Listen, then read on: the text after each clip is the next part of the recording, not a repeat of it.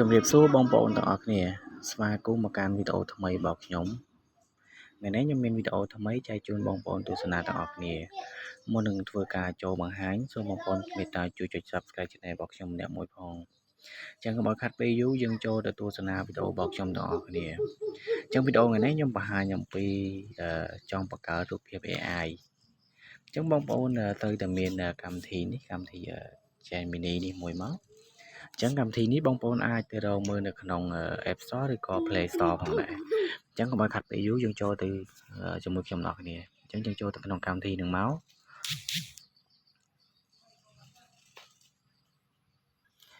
ឥឡូវយើងលោតមកដល់កម្មវិធីនេះហើយអញ្ចឹងបើសិនជាបងប្អូនមិនទាន់លោតដល់ផ្ទាំងនេះទេបងប្អូនធ្វើការ log in ជាមួយនឹង Gmail របស់យើងសិនអញ្ចឹងបងប្អូនត្រូវ log in ជាមួយ Gmail ទៅវានឹងចូលមកផ្ទាំងបែបនេះដូចខ្ញុំហីអញ្ចឹងខ្ញុំអត់បានបង្ហាញអំពីការ log in ចូលទេសង្ឃឹមថាបងប្អូននឹងយល់ដូចគ្នាបន្ទាប់មកទៀតបងប្អូនគ្រាន់តែចុចលើ create នេះមកកន្លែងនេះមកចុចកន្លែងនេះមកអូខេ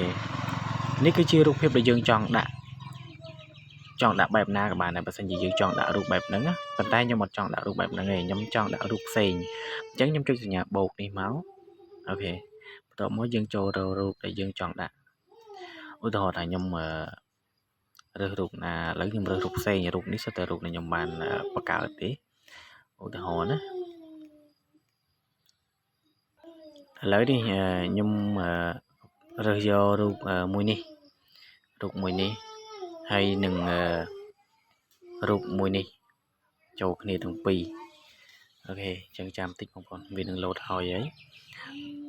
អូខេឥឡូវនេះវាលោតឲ្យហើយអញ្ចឹងខ្ញុំនឹងធ្វើ generate វីដេអូនេះឲ្យទៅជាចូលជាមួយគ្នាទាំងអស់ចាំមើលបងប្អូនចាំមើលណាឥឡូវនេះខ្ញុំទៅ say caption ប៉ុណ្ណឹងបងប្អូនចាំមើលឥឡូវខ្ញុំចុចពាក្យហ្នឹងទៅឥឡូវហ្នឹងវាកំពុង generate រូបភាពឲ្យយើងហើយចាំមើលយើងចង់ដឹងថារូបភាពដែលយើងទទួលបានបែបម៉េចដែរអញ្ចឹងសូមរងចាំបន្តិច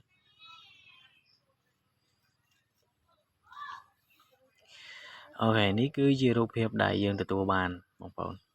ស្អាតអត់ហ្នឹងហើយនឹងរូបភាពដែលយើងទទួលបានពី AI ផងដែរ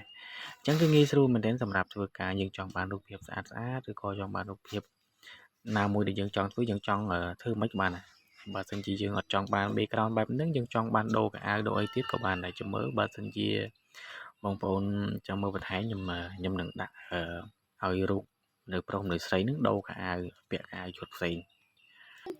អូខេឥឡូវនេះខ្ញុំទៅសេ caption រួចហើយចាំមើលខ្ញុំនឹងឲ្យវាចេញកៅអៅបែបលក្ខណៈស៊ីវិល័យម្ដង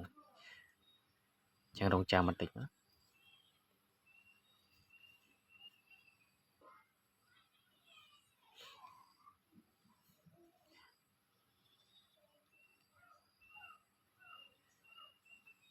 យើង slow បន្តិចបងប្អូនបាទនេះចេញឲ្យបងប្អូនបាទស្អាតអត់បងប្អូនស្អាតអត់ខ្ញុំគិតថា AI ចំនួននេះគឺលក្ខណៈថាគឺចេញមកគឺស្អាតតែភ្លឹងមកមុខយើងមិនគឺអញ្ចឹងមកនេះគឺជារូបពិតដែលយើងបានធ្វើដល់ពេលវា generate ពីយើងគឺស្អាតមែនតើណាបាទអរគុណច្រើនបងប្អូនវីដេអូរបស់ខ្ញុំគឺមានតែប៉ុណ្ណឹងបើសិនជាបងប្អូនមានចម្ងល់ឬក៏កន្លែងណាមួយអាចឆាតសួរខ្ញុំឬក៏ comment នៅក្នុងហ្នឹងមកដើម្បី